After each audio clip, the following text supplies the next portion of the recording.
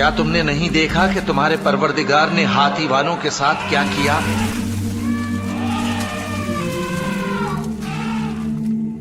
کیا اس نے ان کا داؤں غلط نہیں کیا؟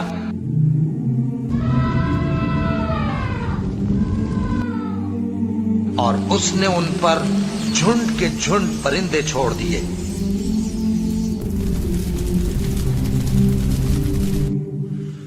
جو ان پر کھنگر کی پتھریاں پھینکتے تھے۔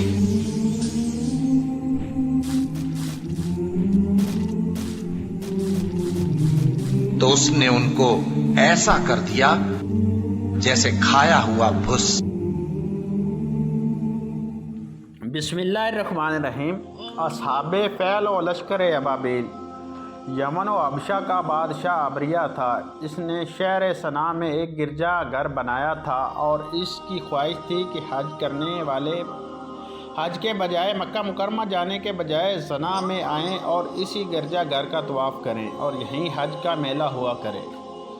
عرب خصوصاً قریشیوں کو یہ بات بہت شاک گزری، چنانچہ قریش کے قبیلہ بنو کنانا کا ایک شخص نے آپے سے باہر ہو کر صنعا کا سفر کیا اور ابریہ کے گرجا گھر میں داخل ہو کر پیشاب پخانہ کر دیا اور اس کے دیواروں کو نجاست سے آلودہ کر ڈالا۔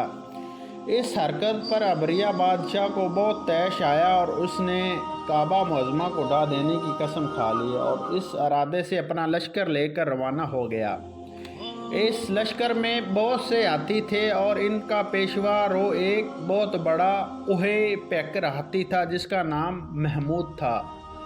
ابریہ نے اپنی فوج کو لے کر مکہ مکرمہ پر چڑھائی کر دی اور اہل مکہ کے سب جانوروں کو اپنے قبضے میں لے لیا، جس میں عبد المطلب کے اونٹ بھی تھے۔ یہی عبد المطلب جو ہمارے حضور خاتم النبیین صلی اللہ علیہ وسلم کے دادا ہیں، خانہ کعبہ کی متوالے اور اہل مکہ کے سردار تھے۔ یہ بہت ہی رعب دار اور نہایت ہی تھی جسم باشعور آدمی تھے۔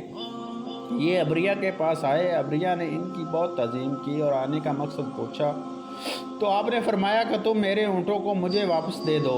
یہ سن کر ابریہ نے کہا کہ مجھے بڑا تعجب ہو رہا ہے کہ میں تو تمہارے کعبہ کو ڈھانے کے لیے فوج لے کر آیا ہوں، جو تمہارے اور تمہارے باپ دادا کا ایک بہت مقدس اور محترم مقام ہے۔ آپ نے اس کے بارے میں کچھ بھی نہیں مجھ سے کہا، صرف اپنے اونٹوں کا مطالبہ کر رہے ہیں۔ حضرت عبد المطلب نے فرمایا کہ میں اپنے اونٹوں کو ہی مالک ہوں، اس لیے اونٹوں کے لیے ہی کہہ رہا ہوں، اور کعبہ کا جو مالک ہے وہ خود اس کی حفاظت فرمائے گا، مجھے اس کی کوئی فکر نہیں۔ ابریہ نے آپ کے اونٹوں کو واپس کر دیا۔ پھر آپ نے قریش سے فرمایا کہ تم لوگ پہاڑوں کی کھاٹیوں اور چوٹیوں پر پناہ گزیر ہو جاؤ۔ چنانچہ قریش نے اپنے آپ کے مشورے پر عمل کیا اور اس کے بعد حضرت عبد المطلب نے کعبہ کا دروازہ پکڑ کر بارگاہ الہی میں کعبہ کی حفاظت کے لیے خوب رو رو کر دعا مانگی، اور دعا سے فارغ ہو کر آپ بھی اپنے قوم کے ساتھ پہاڑوں کی چوٹی پر چڑھ گئے۔ ابریہ نے صبح تڑکے اپنے لشکر کو لے کر کعبہ مقدسہ پر دعویٰ بول دینے کا حکم دیا اور ہاتھیوں کو چلنے کے لیے اٹھایا، لیکن ہاتھیوں کا پیشوا روح محمود جو سب سے بڑا تھا وہ کعبہ کی طرف نہ چلا، جس سے طرف اس کو چلاتے تھے چل جاتا تھا، مگر کعبہ مکرمہ کی طرف جب اس کو چلاتے تھے تو وہ بیٹھ جاتا تھا۔ اتنے میں اللہ تعالیٰ نے سمندروں کی جانب سے پرندوں کا لشکر بھیج دیا اور ہر پرندے کے پاس 3 کنکریاں تھیں، 2 پنجوں میں اور 1 چونچ میں۔ ابابیلوں کے اس لشکر نے ابریہ کی فوجوں پر اس زور کی سنگ باری کی کہ ابریہ کی فوج بدہوش ہو کر بھاگنے لگی، مگر کنکریاں چھوٹی چھوٹی تھی لیکن وہ قہر الہی کے پتھر تھے کہ پرندوں جب ان کنکریوں کو گراتے تو وہ سنگریزے سے فیل سوار کو خود توڑ پھوڑ کر چیر کر جسم سے نکل کر جسم کو چیر کر ہاتھی کے بدن کو چھیدتے ہوئے زمین پر گرتی تھی۔